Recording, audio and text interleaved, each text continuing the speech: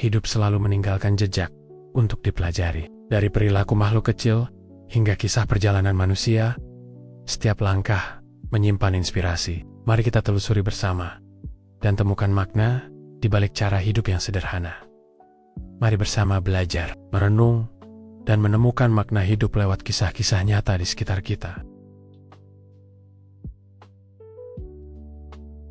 Bayangkan kamu masih jadi mahasiswa muda di sebuah kamar asrama, malam itu hening. Hanya suara ketikan keyboard yang terdengar. Sementara teman-temanmu mungkin sibuk belajar untuk ujian. Atau sekadar nongkrong di luar. Kamu justru larut dengan sebuah ide sederhana, tapi juga sangat gila. Bagaimana kalau semua orang di dunia bisa saling terhubung lewat satu platform? Itulah yang ada di kepala seorang Mark Zuckerberg muda. Di tahun 2004, ide itu seperti mimpi mustahil. Internet memang sudah ada, tapi masih terbatas. Orang-orang belum benar-benar memikirkan bagaimana teknologi bisa menyatukan manusia secara global. Namun, Mark melihat celah. Ia punya visi besar, menghubungkan semua orang di dunia. Kalau dipikir-pikir, visi itu jauh lebih besar daripada dirinya sendiri. Mark bisa saja membuat aplikasi biasa, sekadar untuk hiburan, lalu menjualnya. Tapi ia percaya ada tujuan yang lebih dalam. Baginya, teknologi seharusnya bukan hanya alat, melainkan jembatan yang bisa mempertemukan keluarga, sahabat, bahkan orang asing di berbagai benua. Dan inilah yang membedakan orang dengan visi besar dengan mereka yang hanya berjalan tanpa arah. Visi besar membuat seseorang tahu kemana harus melangkah. Ia bisa melewati rintangan, kritik, bahkan keraguan orang lain, karena ada tujuan yang jelas. Mark sendiri sering mengatakan, kita tidak hanya membangun produk, kita membangun sebuah komunitas. Kalimat itu terdengar sederhana, tapi sangat dalam, karena dari situlah Facebook tumbuh. Bukan hanya jadi aplikasi, tapi jadi ruang digital yang menghubungkan miliaran orang. Sekarang, coba kita tarik pelajaran untuk kehidupan kita sendiri. Punya visi besar bukan berarti harus menciptakan perusahaan sekelas Facebook. Tidak semua orang harus jadi miliarder teknologi, tapi visi besar itu bisa ada dalam hal apapun. Misalnya, kamu punya mimpi untuk membantu orang di sekitarmu, membuat karya yang bermanfaat, atau sekadar membangun keluarga yang penuh kasih. Bedanya, orang dengan visi besar tidak hanya menjalani hidup seadanya. Mereka tahu apa yang ingin dicapai dan berusaha keras untuk mewujudkannya. Dan saat ada visi besar dalam hidup, energi kita jadi lebih terarah. Kita tidak mudah goyah, meskipun ada hambatan atau orang lain meremehkan. Jadi, pelajaran pertama dari Mark Zuckerberg adalah, kalau kamu ingin hidup lebih bermakna, temukan visi besar dalam hidupmu. Sesuatu yang lebih besar dari sekadar uang, jabatan, atau status. Visi yang membuatmu bangun setiap pagi dengan semangat. Karena tanpa visi, kita hanya berjalan tanpa arah. Tapi dengan visi besar, bahkan langkah kecil sekalipun bisa membawa kita menuju perubahan yang luar biasa. Kalau kamu melihat Mark Zuckerberg di jalan, mungkin kamu tidak akan langsung menyangka bahwa dia adalah salah satu orang terkaya di dunia. Kenapa? Karena penampilannya sangat sederhana. Hampir setiap hari, ia hanya mengenakan kaos abu-abu polos dan celana jeans. Banyak orang heran, kenapa miliarder seperti dia tidak memakai jas mewah, arloji mahal, atau pakaian desainer terkenal. Jawaban Mark sederhana. Ia tidak ingin membuang waktu untuk hal-hal kecil yang tidak penting. Bayangkan kalau setiap pagi ia harus memilih pakaian, baju mana yang cocok, warna apa yang harus dipadukan, sepatu mana yang harus dipakai. Semua itu bisa menghabiskan energi mental, dan energi itu lebih baik digunakan untuk membuat keputusan besar yang berhubungan dengan perusahaannya. Dengan visi besarnya, menghubungkan dunia. Inilah yang disebut decision fatigue, atau kelelahan dalam mengambil keputusan. Semakin banyak pilihan kecil yang kita ambil setiap hari, semakin berkurang energi otak kita untuk hal-hal besar. Mark menyadari hal itu, sehingga ia memilih hidup sederhana. Menariknya, bukan hanya Mark yang melakukan hal ini. Steve Jobs dengan kaos hitamnya, atau Albert Einstein dengan setelan abu-abunya, juga melakukan hal yang sama. Mereka tidak ingin repot mengurusi hal kecil, karena ada hal besar yang jauh lebih penting untuk dipikirkan. Nah, apa yang bisa kita pelajari dari sini? Kesederhanaan bukan berarti kita miskin, atau tidak bisa tampil keren. Kesederhanaan adalah tentang fokus hanya pada hal-hal yang benar-benar penting dalam hidup. Kita seringkali terlalu sibuk memikirkan hal-hal kecil. Misalnya, bimbang memilih gaya rambut, bingung mau pakai baju apa, atau terlalu sibuk membandingkan diri dengan orang lain. Padahal, yang terpenting adalah apa kontribusi kita hari ini? Apa yang bisa kita kerjakan untuk mencapai tujuan hidup kita? Mark mengajarkan bahwa kesederhanaan bisa menjadi cara untuk menghemat energi, waktu, dan pikiran. Dengan hidup sederhana, kita bisa punya ruang lebih untuk hal-hal yang benar-benar penting. Belajar, berkarya, bekerja, atau bahkan sekadar menikmati waktu bersama keluarga. Coba bayangkan, jika seorang miliarder dunia saja memilih hidup sederhana, kenapa kita yang masih merangkak membangun mimpi justru sering terjebak dalam gengsi? Jadi, pelajaran dari bab ini adalah jangan menghabiskan hidup hanya untuk terlihat mewah di mata orang lain. Kesederhanaan bukan kelemahan, melainkan kekuatan untuk fokus pada hal yang lebih besar. Karena pada akhirnya, orang tidak akan mengingat baju apa yang kita pakai, tapi karya dan dampak apa yang kita tinggalkan. Bayangkan kamu berada di salah satu universitas terbaik di dunia, Harvard. Suasananya luar biasa. Di sekitarmu ada orang-orang paling pintar dari berbagai negara. Setiap hari, ada peluang baru, acara, komunitas, bahkan tawaran kerjasama yang menarik. Banyak mahasiswa di sana mungkin ingin mengejar nilai sempurna, bergabung dengan organisasi bergengsi, atau membangun karier di perusahaan besar. Tapi seorang mahasiswa bernama Mark Zuckerberg justru memilih jalan yang berbeda. Ia punya satu hal yang selalu ada di kepalanya, sebuah platform kecil yang saat itu ia beri nama Facebook.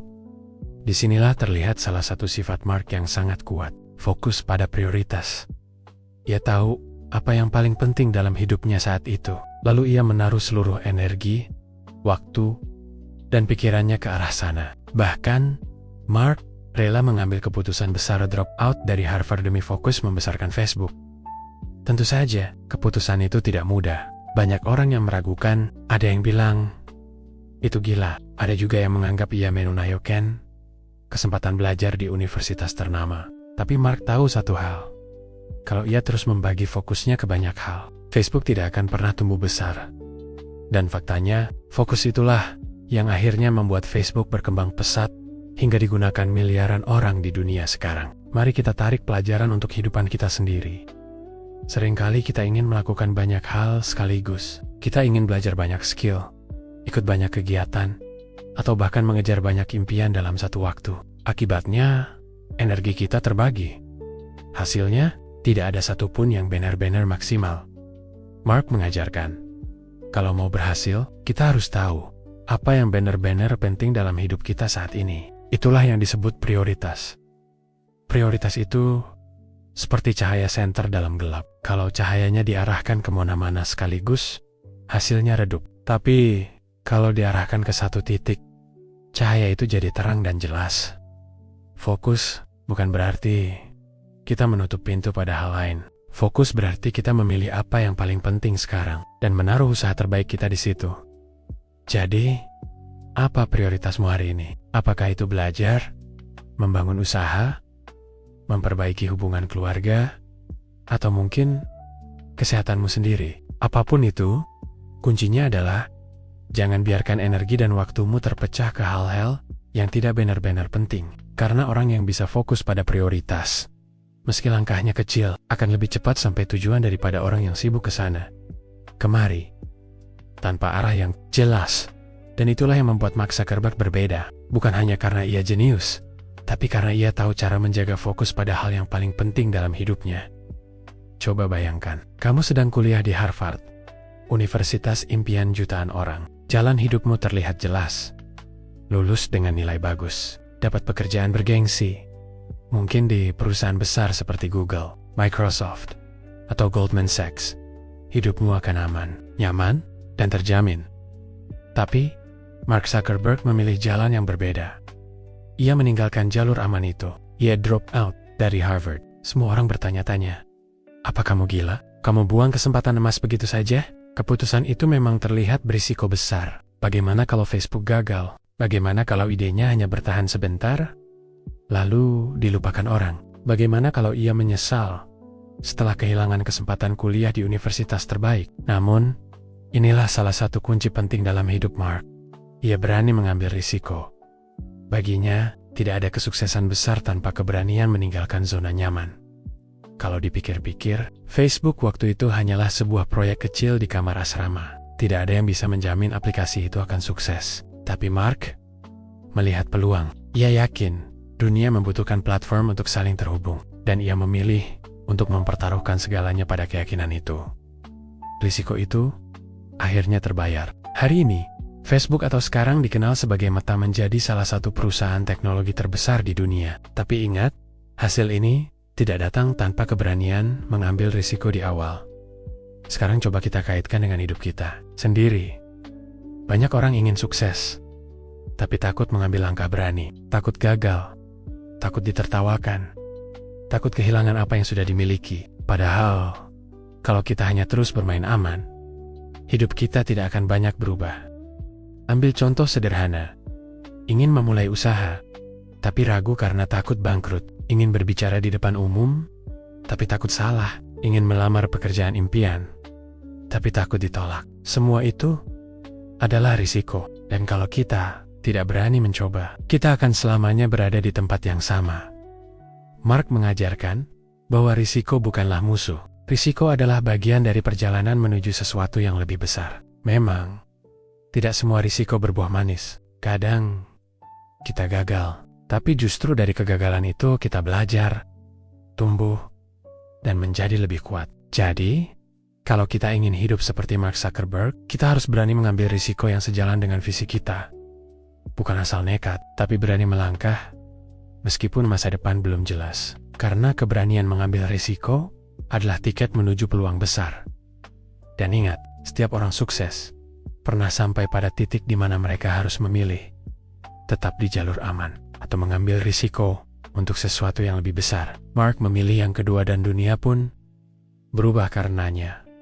Bayangkan kamu menjadi CEO dari salah satu perusahaan terbesar di dunia. Setiap hari, ada ratusan keputusan yang menunggu. Rapat dengan tim, memikirkan strategi bisnis, merancang produk baru, menghadiri konferensi, hingga mengurus ribuan karyawan. Itulah kehidupan Mark Zuckerberg. Tapi meski jadwalnya padat luar biasa, ia tetap punya waktu untuk berolahraga, membaca, bahkan bermain bersama keluarganya. Bagaimana bisa? Jawabannya sederhana. Disiplin dengan waktu.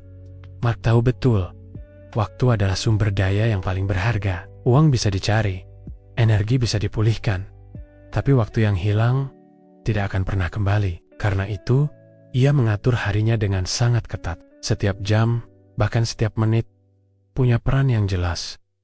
Pagi hari, misalnya, ia sering memulai dengan olahraga ringan, seperti jogging atau latihan kebugaran. Aktivitas sederhana itu membuat tubuh dan pikirannya segar, siap menghadapi hari panjang. Setelah itu, ia masuk ke mode kerja penuh, rapat, diskusi, dan memikirkan inovasi besar di perusahaannya.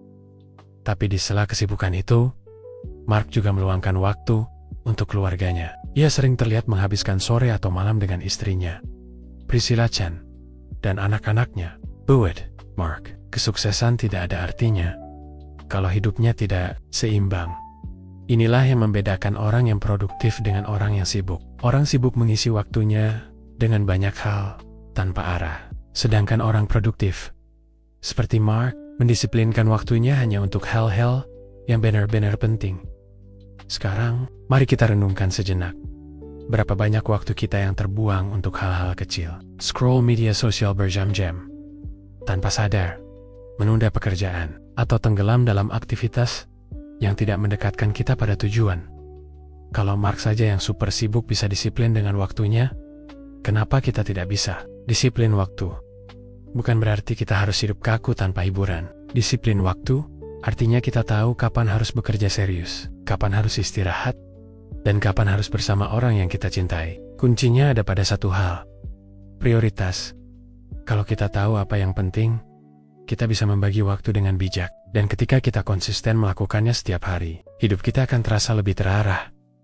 Jadi, pelajaran besar dari Mark Zuckerberg adalah, jangan pernah meremehkan kekuatan manajemen waktu. Karena pada akhirnya, bukan seberapa sibuk kita yang menentukan kesuksesan, tapi seberapa disiplin kita menggunakan waktu untuk hal-hal yang benar-benar berarti. Bayangkan, kamu adalah pendiri sekaligus CEO dari sebuah perusahaan raksasa. Setiap orang menganggap kamu yang paling pintar, paling tahu arah, dan selalu punya jawaban atas segala hal. Tapi menariknya, Mark Zuckerberg justru tidak pernah menganggap dirinya tahu segalanya. Ia sadar, inovasi besar tidak selalu datang dari dirinya. Kadang, ide terbaik justru muncul dari orang lain, entah itu karyawannya, rekannya, atau bahkan dari kritik pengguna Facebook sendiri. Salah satu contohnya adalah fitur Newsfeed, yang kini menjadi jantung utama Facebook. Awalnya, ide ini datang dari tim, bukan dari Mark sendiri. Tapi alih-alih menolak, Mark mendengarkan, mempertimbangkan, lalu memberi ruang untuk mencoba. Hasilnya, fitur ini menjadi salah satu faktor utama yang membuat Facebook berbeda dari platform lain. Inilah yang disebut kerendahan hati dalam mendengarkan ide baru. Karena kalau Mark hanya berpikir, aku yang paling tahu, mungkin Facebook tidak akan berkembang sejauh ini. Sekarang coba kita bandingkan dengan kehidupan sehari-hari. Seringkali kita merasa gengsi untuk menerima masukan. Saat ada orang memberi kritik, kita tersinggung. Saat ada teman memberi saran, kita merasa diremehkan. Padahal, bisa jadi, di balik ide sederhana itu, ada peluang besar untuk membuat hidup kita lebih baik. Terbuka pada ide baru bukan berarti kita harus menerima semua masukan mentah-mentah. Tidak. Tapi setidaknya kita mau mendengarkan, menimbang, dan mengambil yang terbaik. Dari situlah kita bisa berkembang. Mark juga punya kebiasaan yang menarik. Ia suka mengelilingi dirinya dengan orang-orang pintar. Ia percaya, kalau kamu adalah orang paling pintar di ruangan itu, mungkin kamu berada di ruangan yang salah. Itulah sebabnya ia merekrut talenta terbaik, lalu memberi ruang bagi mereka untuk berkreasi.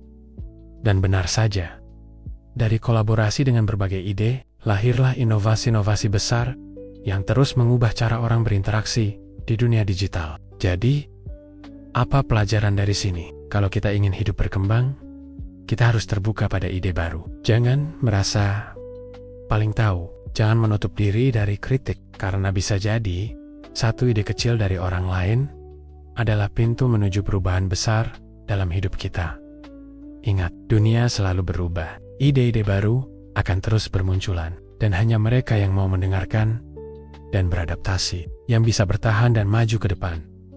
Ketika kita mendengar nama Mark Zuckerberg, kebanyakan orang langsung terbayang Facebook, teknologi canggih, atau kekayaan yang luar biasa. Tapi ada sisi lain dari dirinya yang sering luput dari perhatian. Kepeduliannya terhadap orang lain. Bersama istrinya, Priscilla Chan, Mark mendirikan Chan Zuckerberg Initiative. Tujuan utamanya bukan untuk mencari keuntungan, melainkan membantu menyelesaikan masalah besar dunia mulai dari pendidikan, kesehatan, hingga penelitian ilmu pengetahuan. Mereka punya misi besar, meningkatkan potensi manusia, dan mempromosikan kesetaraan. Artinya, Mark tidak hanya ingin sukses untuk dirinya sendiri, tapi juga ingin agar orang lain mendapat kesempatan yang sama untuk berkembang. Salah satu langkah nyata mereka adalah menyumbangkan miliaran dolar untuk penelitian penyakit, terutama penyakit-penyakit yang selama ini sulit diobati. Mereka percaya, suatu hari nanti dunia bisa mengakhiri penyakit-penyakit besar, seperti kanker atau Alzheimer.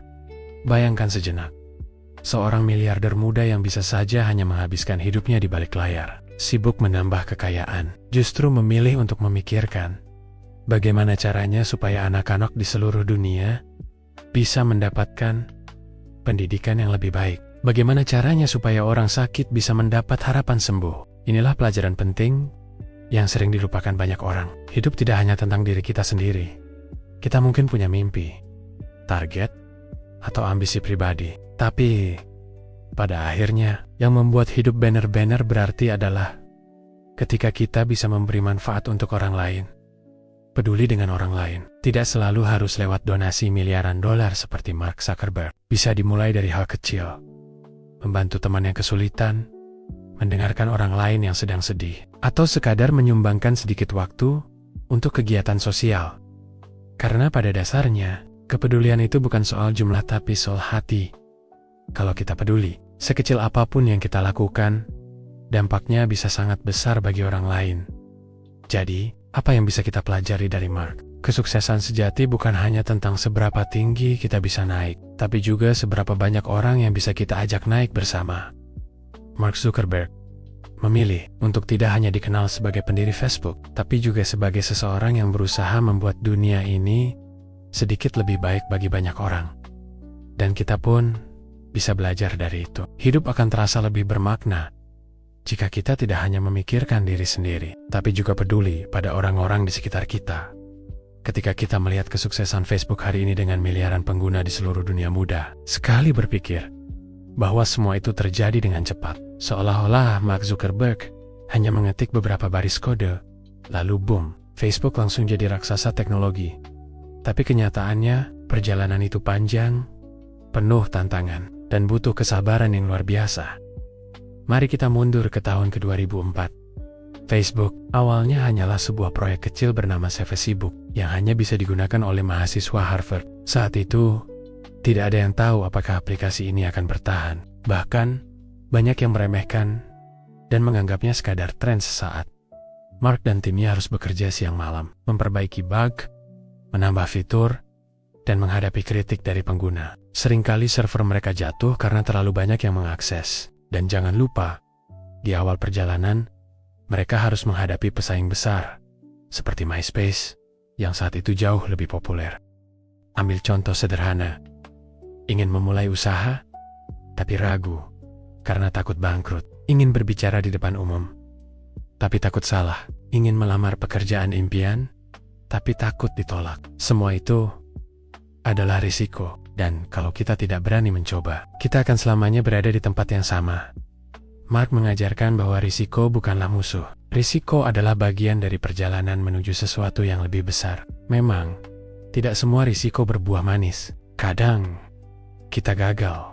Tapi justru dari kegagalan itu kita belajar, tumbuh, dan menjadi lebih kuat.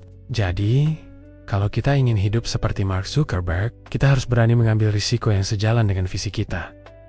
Bukan asal nekat, tapi berani melangkah, meskipun masa depan belum jelas. Karena keberanian mengambil risiko adalah tiket menuju peluang besar. Dan ingat, setiap orang sukses pernah sampai pada titik di mana mereka harus memilih tetap di jalur aman atau mengambil risiko untuk sesuatu yang lebih besar. Mark memilih yang kedua dan dunia pun berubah karenanya. Bayangkan kamu menjadi CEO dari salah satu perusahaan terbesar di dunia. Setiap hari, ada ratusan keputusan yang menunggu. Rapat dengan tim, memikirkan strategi bisnis, merancang produk baru, menghadiri konferensi, hingga mengurus ribuan karyawan. Itulah kehidupan Mark Zuckerberg. Tapi meski jadwalnya padat luar biasa, ia tetap punya waktu untuk berolahraga, membaca, bahkan bermain bersama keluarganya. Bagaimana bisa? Bagaimana bisa? Jawabannya sederhana. Disiplin dengan waktu. Mark tahu betul, waktu adalah sumber daya yang paling berharga. Uang bisa dicari, energi bisa dipulihkan, tapi waktu yang hilang tidak akan pernah kembali. Karena itu, ia mengatur harinya dengan sangat ketat. Setiap jam, bahkan setiap menit, punya peran yang jelas. Pagi hari, misalnya, ia sering memulai dengan olahraga ringan, seperti jogging atau latihan kebugaran. Aktivitas sederhana itu membuat tubuh dan pikirannya segar, siap menghadapi hari panjang. Setelah itu, ia masuk ke mode kerja penuh, rapat, diskusi, dan memikirkan inovasi besar di perusahaannya. Tapi di sela kesibukan itu, Mark juga meluangkan waktu untuk keluarganya. Ia sering terlihat menghabiskan sore atau malam dengan istrinya, Priscilla Chan, dan anak-anaknya. Buat Mark, kesuksesan tidak ada artinya kalau hidupnya tidak seimbang. Inilah yang membedakan orang yang produktif dengan orang yang sibuk. Orang sibuk mengisi waktunya dengan banyak hal tanpa arah. Sedangkan orang produktif, seperti Mark, mendisiplinkan waktunya hanya untuk hal-hal yang benar-benar penting. Sekarang, mari kita renungkan sejenak. Berapa banyak waktu kita yang terbuang untuk hal-hal kecil? Scroll media sosial berjam-jam, tanpa sadar. Menunda pekerjaan, atau tenggelam dalam aktivitas yang tidak mendekatkan kita pada tujuan. Kalau Mark saja yang super sibuk bisa disiplin dengan waktunya, kenapa kita tidak bisa? Disiplin waktu bukan berarti kita harus hidup kaku tanpa hiburan. Disiplin waktu artinya kita tahu kapan harus bekerja serius, kapan harus istirahat, dan kapan harus bersama orang yang kita cintai. Kuncinya ada pada satu hal, prioritas. Kalau kita tahu apa yang penting, kita bisa membagi waktu dengan bijak. Dan ketika kita konsisten melakukannya setiap hari, hidup kita akan terasa lebih terarah. Jadi, pelajaran besar dari Mark Zuckerberg adalah jangan pernah meremehkan kekuatan manajemen waktu. Karena pada akhirnya, bukan seberapa sibuk kita yang menentukan kesuksesan, tapi seberapa disiplin kita menggunakan waktu untuk hal-hal yang benar-benar berarti. Bayangkan kamu adalah pendiri sekaligus CEO dari sebuah perusahaan raksasa. Setiap orang menganggap kamu yang paling pintar, paling tahu arah, dan selalu punya jawaban atas segala hal. Tapi menariknya, Mark Zuckerberg justru tidak pernah menganggap dirinya tahu segalanya. Ia sadar, inovasi besar tidak selalu datang dari dirinya. Kadang, ide terbaik justru muncul dari orang lain, entah itu karyawannya, rekannya, atau bahkan dari kritik pengguna Facebook sendiri.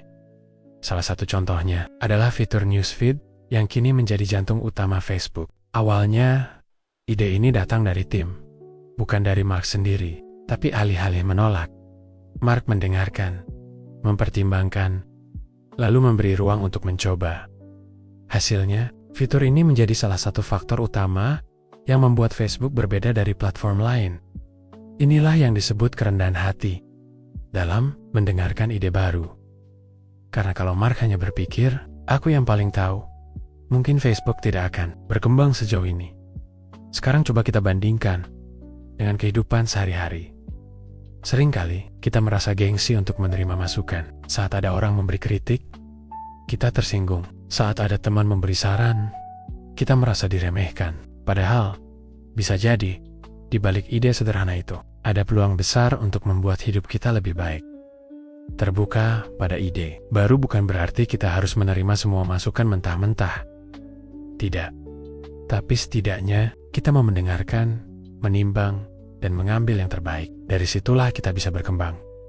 Mark juga punya kebiasaan yang menarik. Ia suka mengelilingi dirinya dengan orang-orang pintar. Ia percaya kalau kamu adalah orang paling pintar di ruangan itu, mungkin kamu berada di ruangan yang salah. Itulah sebabnya ia merekrut talenta terbaik, lalu memberi ruang bagi mereka untuk berkreasi. Dan benar saja, dari kolaborasi dengan berbagai ide, lahirlah inovasi-inovasi besar yang terus mengubah cara orang berinteraksi di dunia digital. Jadi, apa pelajaran dari sini? Kalau kita ingin hidup berkembang, kita harus terbuka pada ide baru. Jangan merasa paling tahu. Jangan menutup diri dari kritik. Karena bisa jadi, satu ide kecil dari orang lain adalah pintu menuju perubahan besar dalam hidup kita. Ingat, dunia selalu berubah. Ide-ide baru akan terus bermunculan, dan hanya mereka yang mau mendengarkan dan beradaptasi yang bisa bertahan dan maju ke depan. Ketika kita mendengar nama Mark Zuckerberg, kebanyakan orang langsung terbayang Facebook, teknologi canggih, atau kekayaan yang luar biasa. Tapi ada sisi lain dari dirinya yang sering luput dari perhatian. Kepeduliannya terhadap orang lain. Bersama istrinya, Priscilla Chan, Mark mendirikan Chan Zuckerberg Initiative. Tujuan utamanya bukan untuk mencari keuntungan, melainkan membantu menyelesaikan masalah besar dunia, mulai dari pendidikan, kesehatan, hingga penelitian ilmu pengetahuan. Mereka punya misi besar, meningkatkan potensi manusia dan mempromosikan kesetaraan. Artinya, Mark tidak hanya ingin sukses untuk dirinya sendiri, tapi juga ingin agar orang lain mendapat kesempatan yang sama untuk berkembang. Salah satu langkah nyata mereka adalah menyumbangkan miliaran dolar untuk penelitian penyakit, terutama penyakit-penyakit yang selama ini sulit diobati. Mereka percaya, suatu hari nanti, dunia bisa mengakhiri penyakit-penyakit besar, seperti kanker atau Alzheimer's. Bayangkan sejenak, seorang miliarder muda yang bisa saja hanya menghabiskan hidupnya di balik layar, sibuk menambah kekayaan, justru memilih untuk memikirkan bagaimana caranya supaya anak-anak di seluruh dunia bisa mendapatkan pendidikan yang lebih baik. Bagaimana caranya supaya orang sakit bisa mendapat harapan sembuh. Inilah pelajaran penting yang sering dilupakan banyak orang. Hidup tidak hanya tentang diri kita sendiri. Kita mungkin punya mimpi, target, atau ambisi pribadi. Tapi pada akhirnya yang membuat hidup benar-benar berarti adalah ketika kita bisa memberi manfaat untuk orang lain. Peduli dengan orang lain. Tidak selalu harus lewat donasi miliaran dolar seperti Mark Zuckerberg. Bisa dimulai dari hal kecil. Membantu teman yang kesulitan, mendengarkan orang lain yang sedang sedih, atau sekadar menyumbangkan sedikit waktu untuk kegiatan sosial. Karena pada dasarnya, kepedulian itu bukan soal jumlah tapi soal hati. Kalau kita peduli, sekecil apapun yang kita lakukan, dampaknya bisa sangat besar bagi orang lain. Jadi, apa yang bisa kita pelajari dari Mark? Kesuksesan sejati bukan hanya tentang seberapa tinggi kita bisa naik, tapi juga seberapa banyak orang yang bisa kita ajak naik bersama. Mark Zuckerberg memilih untuk tidak hanya dikenal sebagai pendiri Facebook, tapi juga sebagai seseorang yang berusaha membuat dunia ini sedikit lebih baik bagi banyak orang. Dan kita pun bisa belajar dari itu. Hidup akan terasa lebih bermakna jika kita tidak hanya memikirkan diri sendiri, tapi juga peduli pada orang-orang di sekitar kita. Ketika kita melihat kesuksesan Facebook hari ini dengan miliaran pengguna di seluruh dunia, mudah sekali berpikir bahwa semua itu terjadi dengan cepat. Seolah-olah Mark Zuckerberg hanya mengetik beberapa baris kode. Lalu boom, Facebook langsung jadi raksasa teknologi. Tapi kenyataannya, perjalanan itu panjang, penuh tantangan, dan butuh kesabaran yang luar biasa. Mari kita mundur ke tahun ke-2004. Facebook awalnya hanyalah sebuah proyek kecil bernama Facebook yang hanya bisa digunakan oleh mahasiswa Harvard. Saat itu, tidak ada yang tahu apakah aplikasi ini akan bertahan. Bahkan, banyak yang meremehkan dan menganggapnya sekadar tren sesaat. Mark dan timnya harus bekerja siang malam, memperbaiki bug, menambah fitur, dan menghadapi kritik dari pengguna. Seringkali server mereka jatuh karena terlalu banyak yang mengakses. Dan jangan lupa, di awal perjalanan, mereka harus menghadapi pesaing besar seperti MySpace, yang saat itu jauh lebih populer.